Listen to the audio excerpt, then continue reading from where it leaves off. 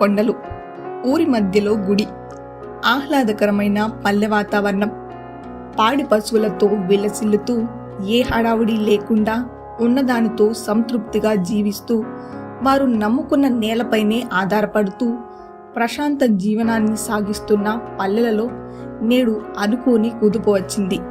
దీనికి కారణం అధిక దిగుబడులు పొందాలనే క్రమంలో వారు తీసుకున్న నిర్ణయాలే వారి పాలిట శాపంగా మారి నేడు పల్లెలు వెలవెలబోతున్నాయి. కర్నూలు జిల్లా ఓర్వకల్లు మండలం కాల్వ గ్రామానికి చెందిన కర్రెద్దుల శ్రీకాంత్ తనకు 1 ఎకరం సొంత భూమి ఉంది. తన తల్లిదండ్రులు అనుసరిస్తున్న వ్యవసాయ పద్ధతులన్నీ రసాయనాలు వినియోగించి వ్యవసాయాన్ని చేసేవారు. వేలకు వేలు పెట్టుబడులు వెచ్చించినా దిగుబడులు తక్కువ ఉండేవి. పండిన పంటకు సరియైన గిట్టుబాటు ధర లేక అప్పుల సమస్యలు అధికంగా ఉండేవి. దీంతో వ్యవసాయం పట్ల విసుగు చెందిన శ్రీకాంత్ తమ మండలంలో రైతు సాధికార సంస్థ ప్రతినిధులు నిర్వహించిన కార్యక్రమాలలో ప్రకృతి వ్యవసాయ పద్ధతుల గురించి తెలుసుకుని ఇదే క్రమంలో సుభాష్ పాలేకర్ గారి వీడియోలు చూస్తూ స్ఫూర్తి పొందడం జరిగింది. ఈ ప్రకృతి వ్యవసాయ పద్ధతుల ద్వారా ప్రకృతి వనరులను ఉపయోగించుకుంటూ మొదటిగా PMDS విధానంతో సాగు చర్యలు చేపట్టారు. తర్వాత వరిని ప్రకృతి పద్ధతుల ద్వారా పండించి తనకున్న ఎకరం భూమిలో అరటిని మరియు దానిలో అంతర పంటలను ప్రకృతి వ్యవసాయ పద్ధతుల ద్వారా సాగు చేస్తూ 30,000 పెట్టుబడితో పంట వేసినప్పటి నుండి ఏడాదికి ₹1,00,000 చొప్పున గత 3 సంవత్సరాల నుండి ఆదాయం పొందుతున్నారు.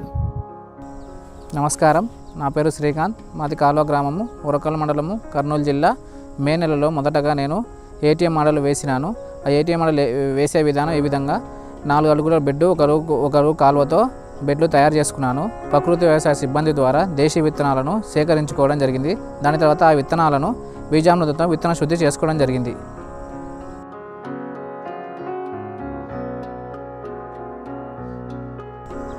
నేను తయారు చేసుకున్న 5 సెంట్ల బెడ్లలో మొదటగా గడ్డ జాతి నాటుకోవడం జరిగింది. గడ్డ జాతిలో రకాలు క్యారెటు, బీట్రూటు, ముల్లంగి. దాని తర్వాత ఆకుకూరలు వేసుకోవడం జరిగింది. ఆకుకూరలో రకాలు మెంతికూర, తోటకూర, సుక్కకూర, పాలకూర, గోంగూర.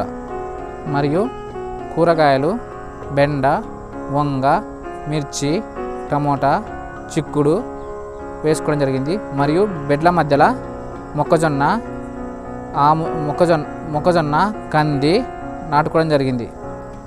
మరియు బెడ్ల మధ్యలో ఎర్ర పంటగా ఆముదము, పొద్దుతిరుగుడు వేసుకోవడం జరిగింది. మరియు తీగ జాతిగా కాకర, బీర, సొర వేసుకోవడం జరిగింది. తర్వాత సరిహద్దు పంటగా సద్ద నాటుకోవడం జరిగింది.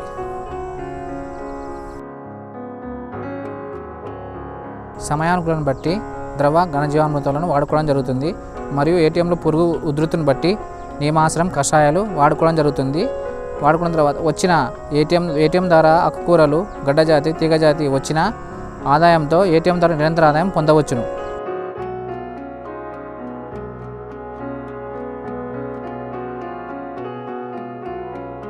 మనం ప్రకృతి వ్యవసాయం చేయడానికి ముఖ్యంగా ఆవు పేడ, ఆవు మూత్రం చాలా అవసరం. నాకు పశువులు లేవు కనుక నాకు దగ్గరలో ఉన్న సురభి గోశాల నుంచి ఆవు పేడ, ఆవు మూత్రం తెచ్చుకోవడం వల్ల నాకు చాలా సులువుగా ప్రకృతి వ్యవసాయం చేయడానికి సహకరించడం జరిగింది.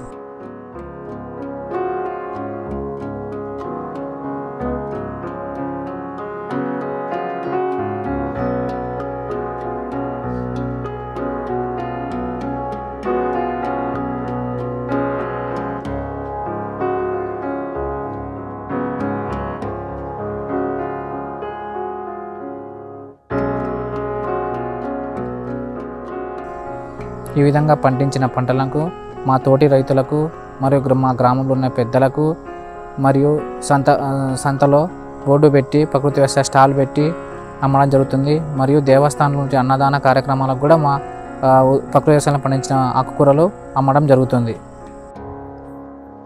ఈ విధంగా ప్రతి రైతు కొంత విస్తీర్ణంలో ATM పద్ధతిలో ఇంటికి అవసరమైన కూరగాయలు, ఆకుకూరలు ప్రకృతి వ్యవసాయ పద్ధతిలో సాగు చర్యలు చేపట్టడం వలన గృహ అవసరాలు నిమిత్తము వినియోగించుకోవడం వలన ఆరోగ్యం పరిరక్షించుకుంటూ మిగిలినవి విక్రయిస్తూ ATM పద్ధతి ద్వారా నిరంతరం ఆదాయం పొందవచ్చు.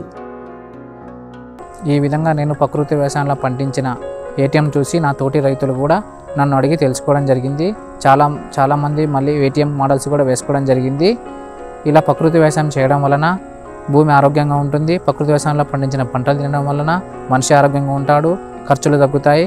కాబట్టి అందరూ ప్రకృతి వ్యవసాయం చేయవలసిందిగా కోరుకుంటున్నాను. ధన్యవాదాలు.